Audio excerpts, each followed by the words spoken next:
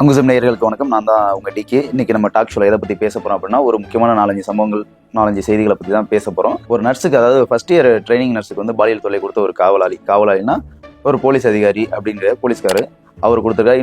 இன்னொரு சம்பவம் பார்த்தீங்கன்னா, கோர்ட்டு ஊழியர் வந்து தூக்கு போட்டு இறந்துட்டாரு. அதனால் அவங்க உறவினர்கள், மனைவி எல்லாம் சேர்ந்து திருச்சி ஜிஹெச்சுக்கு முன்னாடி மறியல் பண்ணிட்டாங்க. அதுக்கு அடுத்த சம்பவம் பார்த்தோம்னா, கவர்மெண்ட் ஹாஸ்பிட்டல் டாக்டர் நர்ஸும் சேர்ந்து பிறக்க போகிற குழந்தை ஆனா பெண்ணா அப்படின்றது சொல்கிறது சட்டவிரோதமான செயல். அதுக்கு பணம் வாங்கிட்டு சொல்லிட்டு இருக்காங்க.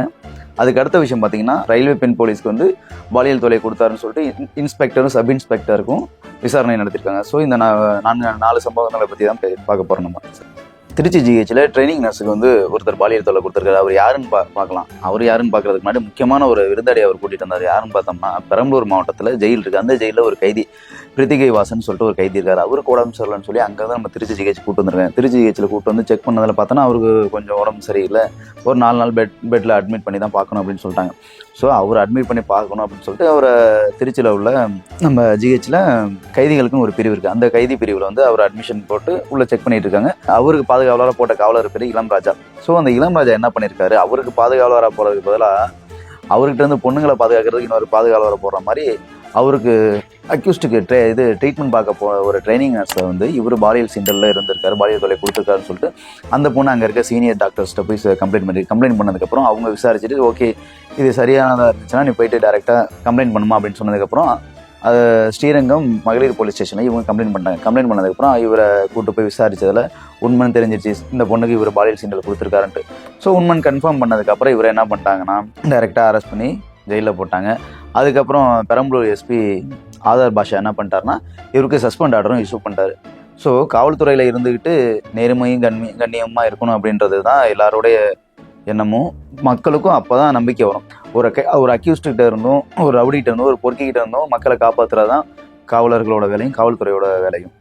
ஸோ அவங்களே சில விஷயத்த இது மாதிரி மக்களுக்கு எதிராகவும் ஒரு மாதிரி பாலிய இச்சைக்கு இணங்க சில விஷயங்கள் செய்கிறது மக்களுக்கு ரொம்பவும் முகம் சுளிக்கிறது, கஷ்டத்தையும் கொடுக்குது, காவல்துறைக்கு மிகவும் ஒரு தலைகுனிவை ஏற்படுத்துது.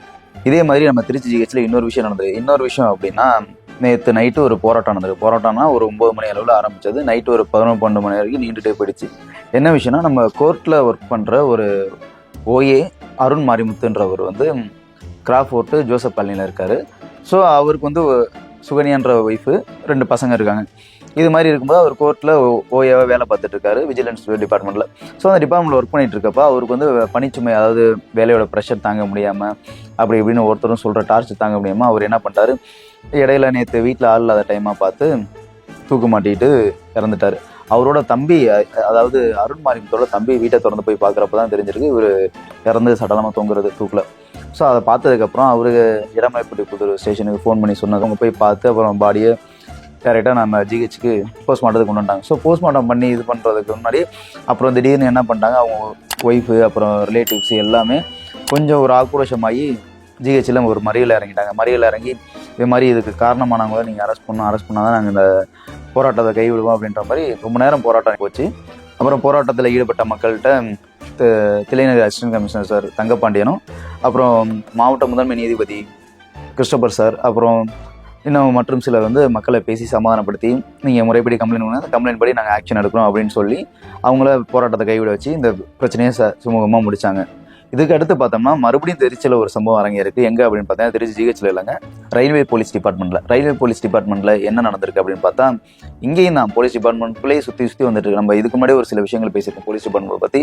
சென்னை காவல்துறைக்கு என்ன தான் ஆச்சு அப்படின்ற மாதிரி ஒரு சில விஷயங்கள் போட்டோம். அது சென்னையில் மட்டும் இல்லை, தமிழ்நாட்டில் மட்டும் இல்லை அப்படின்ற மாதிரி எல்லா இடங்களையும் மூளை முடுக்கு இண்டி எடுக்கலாம் நடந்துகிட்டே இருக்குது. ரயில்வேல பார்த்தீங்கன்னா ஒரு லேடி போலீஸ் ஒர்க் பண்ணிட்டு இருக்காங்க. அந்த லேடி போலீஸ்க்கு பார்த்தீங்கன்னா அவங்களோட ரயில்வே போலீஸ் வாட்ஸ்அப் குரூப்பில் அவங்களோட ரிசைனேஷன் லெட்டரையும் ஒரு ஆடியோவும் போட்டிருக்காங்க. அது என்ன லெட்டர், என்ன ஆடியோ அப்படின்னு பார்த்தோம்னா, அவங்களுக்கு வந்து வேலை ரீதியாகவும் மென்டலாக டார்ச்சர் கொடுக்குறாங்க. அதுவும் இல்லாமல் செக்ஷுவலாகவும் ரொம்ப, அதாவது செக்ஷுவலான எப்படின்னா பாலியல் தொல்லை, பாலியல் சீண்டல் இது மாதிரி கொடுக்குறாங்க அப்படின்னு சொல்லி இன்ஸ்பெக்டர் மேலேயும் சப் இன்ஸ்பெக்டர் மேலேயும் அந்த பெண் போலீஸ் வந்து கம்ப்ளைண்ட் பண்ணியிருக்காங்க. கம்ப்ளைண்ட் பண்ணிட்டு நான் இதுலேருந்து ரிசைன் பண்ணுறேன் அப்படின்னு சொல்லிட்டு ரிசைனும் பண்ணிட்டாங்க. ஸோ இதெல்லாம் கேட்ட ரயில்வே எஸ்பி அவங்க அப்புறம் டிபார்ட்மெண்ட் உள்ள ஆஃபீஸர்ஸ்லாம் என்ன பண்ணியிருக்காங்க, இவங்கெல்லாம் கூப்பிட்டு விசாரிக்கலாம் அப்படின்ற மாதிரி விசாரணை கமிஷன் வச்சுருக்காங்க. ஸோ விசாரிச்சதுக்கப்புறம் தான் இது எந்த அளவில் உண்மை எந்த அளவில் பொய் அப்படின்றது தெரியும். ஸோ தொடர்ந்து இது மாதிரி பாலியல் விஷயங்கள்லாம் காதில் அடிபடும் போது மக்கள் நீங்கள் பார்க்கும்போது இல்லை நியூஸ் பேப்பரில் படிக்கும்போது இல்லை டிவி சேனல்ஸில் பார்க்கும்போது மொபைல் ஃபோன்ஸில் பார்த்துட்டு இருக்கும்போதும் இல்லை சுற்று வட்டாரத்தில் பக்கத்து தெருவில் சுற்றி எல்லா விஷயத்தையும் கேட்டுட்டு இருக்கும்போது மக்களுக்கே ஒரு மாதிரி காவல்துறை மேலேயே ஒரு நம்பிக்கையின்மை அதிகமாக என்னமோ வந்துட்டு இருக்குன்னு தான் நான் சொல்லுவேன். அடுத்தது நம்ம இப்போ பார்க்க போகிற செய்தி தான் ஒரு முக்கியமான செய்தி, முக்கியமான நியூஸ்னே சொல்லலாம். அதாவது கவர்மெண்ட் டாக்டர் 2 நர்ஸு 2 பேர்த்த மொத்தமாக 3 பேர்த்த வந்து சஸ்பெண்ட் பண்ணியிருக்காங்க. என்ன விஷயம் அப்படின்றத பார்க்கறதுக்கு முன்னாடி ஒரு சில விஷயங்கள் நம்ம எல்லாருமே சோஷியல் மீடியா பார்த்துட்டு தான் இருக்கும். நீங்களும் பார்த்துருப்பீங்க, எல்லாருக்கும் தெரியும். ஃபுட் ரிவ்யூவர் இர்ஃபான் ஆள் நல்லா குண்டா சுருட்ட முடி கரலிங் அதெல்லாம் வச்சுட்டு இப்போ சில சேனலில் வந்து சில ஷோஸ்லாம் பண்ணியிருக்காரு. அதை நீங்களும் பார்த்துருப்பீங்க. அவர் என்ன பண்ணி சர்ச்சையானுச்சுன்னு உங்களுக்கு தெரியும், இல்லை தெரியாதவங்களுக்கு மறுபடியும் சொல்கிறேன். அவர் என்ன ஃபாரினில் அவர் ஒய்ஃபை கூட்டு போய் ட்ரீட்மெண்ட் பார்க்குற போகிற இடத்துல அவர் ஒய்ஃபுக்கு ஸ்கேன் பண்ணி பிறக்க போகிற குழந்தை ஆணா பெண்ணா அப்படின்றது அந்த நாட்டில் ஏற்றுக்கலாம். நம்ம நாட்டில் பொறுத்த வரைக்கும் அது முழுக்க சட்டவிரோதம். இது வந்து மெடிக்கல் அஃபென்ஸ்னே சொல்லலாம். மருத்துவத்துறையிலையும் இது பெரிய ஊழல் பெரிய குற்றம்னு சொல்லலாம். ஸோ அந்த மாதிரி விஷயத்த நம்ம நாட்டில் வந்து தடை பண்ண விஷயத்த ஃபாரினில் பண்ணுறாங்க. ஸோ அவர் அங்கே பார்த்து அவரோட இருந்துட்டு போட்டோம். இங்கே வந்து மக்கள்கிட்ட யூடியூப்பில் போட்டு விஷயத்தெல்லாம் விஷயத்தெல்லாம் தெளிவாக எல்லாத்திட்டையும் சொன்னது வந்து மிகப்பெரிய ஒரு குற்றத்துக்குரிய விஷயம் அப்படின்னு சொல்லி அவர் பகிரங்கமாக மன்னிப்பு கேட்டு அந்த வீடியோவும் போட்டிருந்தார். அதெல்லாம் டெலீட்டும் பண்ணிட்டாரு. ஸோ நம்ம அது மாதிரி தான் இப்போ இங்கே ஒரு சம்பவம் நடந்திருக்கு. இப்போ கவர்மெண்ட் ஹாஸ்பிட்டலில் ஒரு டாக்டர் 2 நர்ஸு சஸ்பெண்ட் பண்ணிட்டாங்கன்னு சொன்னால, ஆமாம், சட்டவிரோதமான செயல்களில் ஈடுபடுறதே அதிகமான ஆட்கள் பார்த்தீங்கன்னா சட்டத்தில் வேலை பார்க்குற ஆட்கள் மட்டும்தான். சாதாரண மக்கள் கூட சட்டவிரோதமாக அதிகமாக ஈடுபடுறது கிடையாது.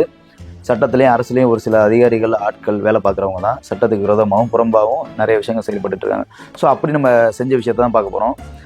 கிருஷ்ணகிரி மாவட்டத்தில் பார்த்தீங்கன்னா ப்ரெக்னெண்ட்டாக இருக்க லேடிஸ்க்கு வந்து பணத்தை வாங்கிக்கிட்டு பிறக்க போகிற குழந்தை ஆணா பெண்ணா அப்படின்றது சொல்கிறாங்க அப்படின்ற மாதிரி ஒரு நியூஸ் பரவினுச்சு. பரவலாக யாரோட காதுக்கு போயிருக்குன்னா அவர் பேரை சொல்லும்போது எனக்கே கொஞ்சம் பெருமையாக இருக்குது. கலெக்டர் தினேஷ்குமார். அது மாதிரி கலெக்டர் தினேஷ்குமார் காதுக்கு போனதுக்கப்புறம் health department officer doctor Rajeshkumar மற்றும் அவரோட டீம்லாம் சேர்ந்து இதை போய் டைரெக்டாக விசாரிக்கலாம்னு சொல்லிட்டு இவங்க ஒரு 5-6 ப்ரெக்னென்ட் லேடிஸை கூப்பிட்டு போயிருக்காங்க. ஸோ எப்படி இருந்தாலும் டைரெக்டாக நம்ம போய் பிடிக்க முடியாது.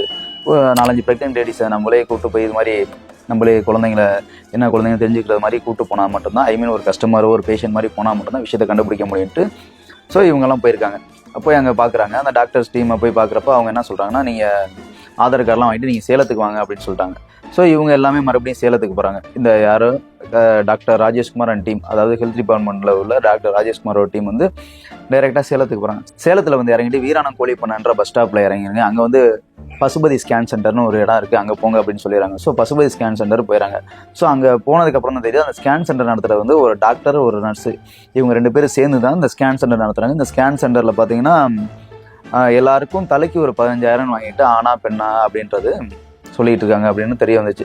ஸோ தெரிஞ்சதுமே என்ன பண்ணிட்டாங்கன்னா, இதில் யார் சம்மந்தப்பட்ட ஆச்சம்பட்டி கவர்மெண்ட் டாக்டர் முத்தமிழ், அப்புறம் தொடாவூர் நர்ஸ் கலைமணி, அவங்களுக்கு ஹெல்ப்பாக இருந்தால் இன்னொரு நர்ஸ் பார்த்தீங்கன்னா அம்பிகா, இவங்க 3 பேர்த்தையும் சஸ்பெண்ட் பண்ணி விசாரணைக்கு படுத்திருக்காங்க. அதுவும் இல்லாமல் இவங்களுக்கு ஹெல்ப்பாக இருந்த இடைத்தரகர்கள், அதாவது புரோக்கர்ஸ்ன்னு சொல்லுவாங்களே, எந்த ஒரு வேலையாக இருந்தாலும் புரோக்கர் இல்லாமல் எல்லாருமே பண்ண மாட்டோம். ஏன்னா எல்லாருமே ஒரு விஷயத்துக்கு டைரெக்டாக போய் கேட்கறதுக்கு தயக்கம், ஒரு பயம் அப்படின்ற மாதிரி எல்லாருக்குமே இருக்கும். அதனால யார் மூலியமாச்சும் போய்க்கலாம் அப்படின்ற மாதிரி புரோக்கரை தராங்க. ஸோ அது மாதிரி இந்த புரோக்கர்ஸில் இருந்த ஒரு 5 புரோக்கர்ஸை வந்து அரெஸ்ட் பண்ணி அவங்களே விசாரிச்சுட்டு இருக்காங்க. இது மட்டும் இல்லாமல் சமீபத்தில் திருச்சி, நாமக்கல், முசிறி, சேலம், அப்புறம் சுற்றி இருக்க ஒரு 5-6 மாவட்டத்தில் உள்ள பெண்களுக்கு வந்து ரீசெண்டாக மறுபடியும் ஒரு 15,000 வாங்கிட்டு எல்லாம் ரெடி பண்ணிட்டாங்க அப்படின்ற ஒரு விஷயமும் வெளில வந்திருக்கு.